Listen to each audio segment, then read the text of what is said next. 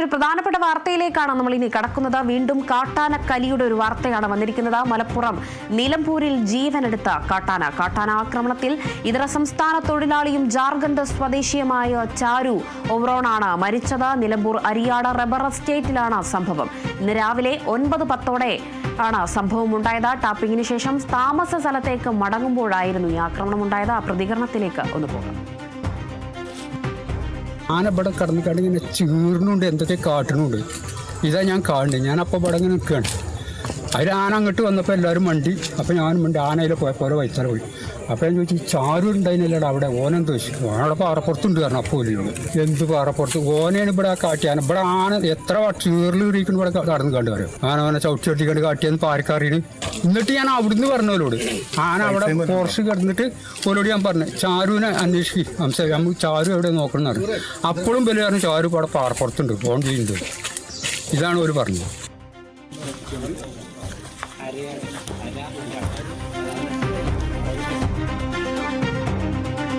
മലപ്പുറം നിലമ്പൂരിൽ ജീവനെടുത്ത വീണ്ടും കാട്ടാനക്കലിയാണ് നടത്തിയിരിക്കുന്നത്. ഒരു ജീവൻ നഷ്ടമായിരിക്കുന്നു. ഇതര സംസ്ഥാന തൊഴിലാളിയായ ജാർഖണ്ഡ് സ്വദേശിയായ ചാരുവാണ് മരിച്ചിരിക്കുന്നത്. ടാപ്പിംഗ് തൊഴിലാളിയാണ് ചാരു. ജോലിയൊക്കെ കഴിഞ്ഞ് തിരികെ വീട്ടിലേക്ക് മടങ്ങുന്നതിനിടയിലാണ് സംഭവം ഉണ്ടായിരിക്കുന്നത്. ഏകദേശം രാവിലെ 9:10 സംഭവം ഉണ്ടായിരിക്കുന്നത്. അതിരാവിലെ തന്നെ പുലർച്ചെ തന്നെ ജോലിക്ക് പോയ ശേഷം തിരികെ വീട്ടിലേക്ക് മടങ്ങുമ്പോഴാണ് സംഭവം ഉണ്ടായത്.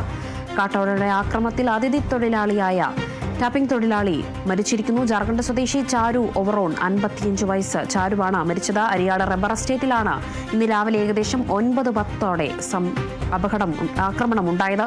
ടാപ്പിംഗിന് ശേഷം താമസ സ്ഥലമായ അരിയാട് എസ്റ്റേറ്റിലെ താമസ സ്ഥലത്തേക്ക് മടങ്ങുമ്പോഴായിരുന്നു ഈ കാട്ടാന ആക്രമണം ഉണ്ടായത്. അക്രമത്തിൽ തത്സമയം തന്നെ മരണപ്പെടുകയായിരുന്നു ചാരു. പിന്നീട് കാട്ടാന തോട്ടിലൂടെ വനഭാഗത്തേക്ക് പോവുകയാണ്.